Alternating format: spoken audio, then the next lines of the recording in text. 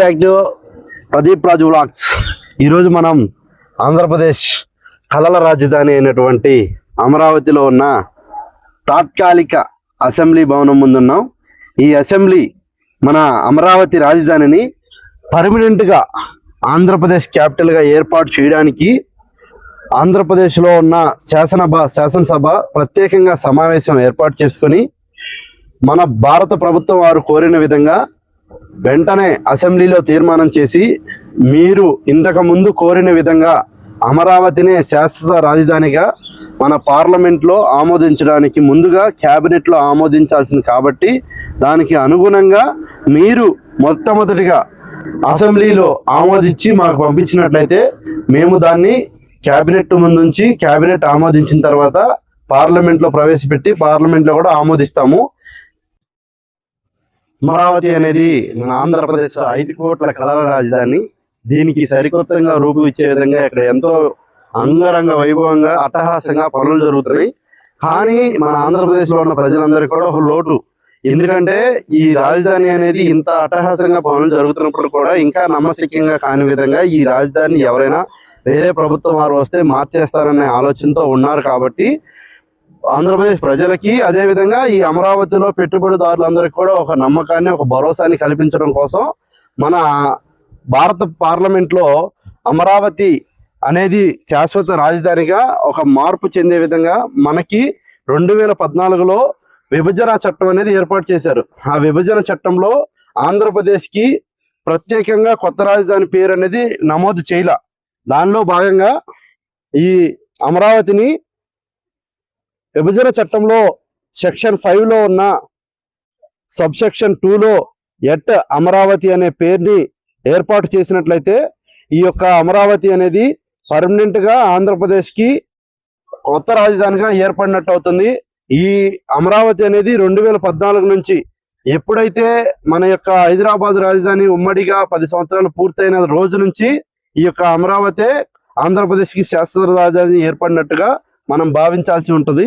ఈ యొక్క సబ్సెక్షన్ 2లో ఎట్ట అమరావతి ఏర్పడిన తర్వాత మళ్ళీ సెక్షన్ 5లో ఏదైతే విభజన హామీ చట్టం ఉందో దాంట్లో సెక్షన్ 5లో ఈ యొక్క 2014లో ఏర్పడినటువంటి క్యాపిటల్ రీజియన్ డెవలప్మెంట్ అథారిటీ 2014 చట్టంలో ఆమోదించిన విధంగా క్యాపిటల్ రాజధానికి కొంత మేర భూభాగాన్ని నోటిఫై చేయడం జరిగింది.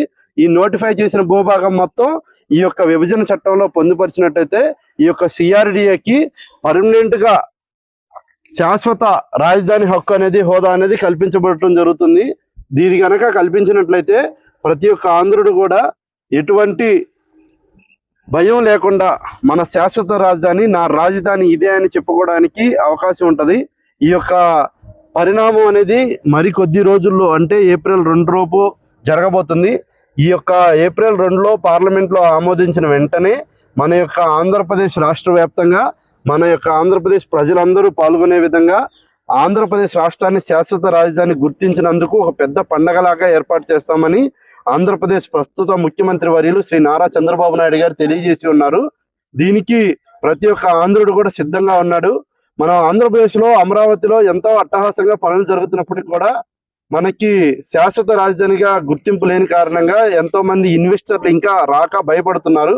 వాళ్ళకి ఒక భరోసా ఒక ధైర్యం కల్పించడానికి ఈ యొక్క పర్మనెంట్గా శాశ్వత రాజధానిని ఏర్పాటు చేయడానికి ఆ చట్టంలో మార్పులు జరిగినట్లయితే ఖచ్చితంగా ఒక భరోసా కల్పించినట్లు అవుతాం. దానివల్ల అమరావతిలో ఒక పెద్ద ఎత్తున పెట్టుబడులు పెట్టడానికి అవకాశం రాబోతుంది. అమరావతి అనేది కృష్ణానది తీరం వెంబడి ఉన్న ఒక ఆంధ్రప్రదేశ్ గర్వం. ఈ ఆంధ్రప్రదేశ్ గర్వానికి మనం శాశ్వతంగా ఆ పార్లమెంట్ చట్టంలో ఏర్పాటు చేసినట్టయితే ప్రతి ఒక్కరు కూడా దీని మీద భరోసా కలిగి మనకి కొంత ఒక 1100 చదరపు అడుగులు మాత్రమే గవర్నమెంట్ కాంప్లెక్స్ ఉంటుంది. మిగతా అంతా కూడా ప్రైవేట్ భాగస్వామ్యంతోనే అమరావతి రాజధాని డెవలప్మెంట్ జరగాలి. వాళ్ళందరికీ భరోసా కల్పించాలంటే రాజధానిలో అమరావతి అనే మాట చేర్చినట్లయితేనే అది సాధ్యపడుతుంది. దానివల్ల ఎంతో ఉపయోగం ఉంటుందని చెప్పేసి నారా చంద్రబాబు నాయుడు గారు చెప్పారు. ప్రతి ఒక్కరు కూడా మీ పిల్లలందరికీ ఏదైనా మీకు వీలున్న సమయంలో ఈ యొక్క రాజధాని పనులను చూసినట్లయితే మీకు ఒక అవగాహన కలుగుతుంది.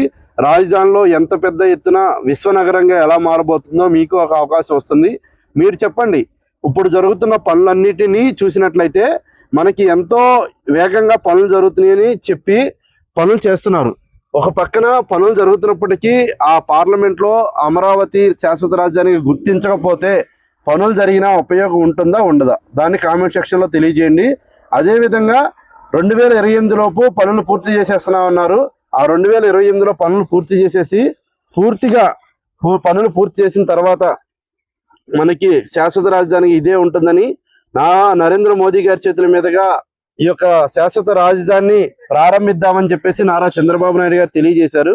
పార్లమెంట్లో అమరావతి శాశ్వత రాజధాని గుర్తింపు పొందినా కూడా అమరావతిలో పనులు జరగకపోతే ఎటువంటి నష్టం జరుగుతుందో మీరందరూ తెలియజేయాలని ఈ యొక్క వీడియోని లైక్ చేసి షేర్ చేసి మీ యొక్క అభిప్రాయాన్ని కామెంట్ రూపంలో తెలియజేయాలని మనస్ఫూర్తిగా తెలియజేస్తూ నమస్కరిస్తున్నాను.